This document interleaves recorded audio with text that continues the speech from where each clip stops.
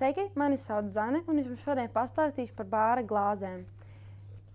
Šis ir alus kaus, alus glāze, ūdens glāze, sarkanvīna glāze, baltvīna glāze, šampanieša glāze uz paplātes, martīnī glāze,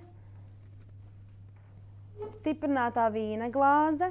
Šīs visas 4 ir degvīna glāzes. Šīs 2 vairāk izmanto bārā, un šajā drīkst liet arī tekilu. Šajā lejam balzāmu, un šī ir degvīna glāze uz galda. Šī ir grapa glāze, un šī ir liķiera glāze.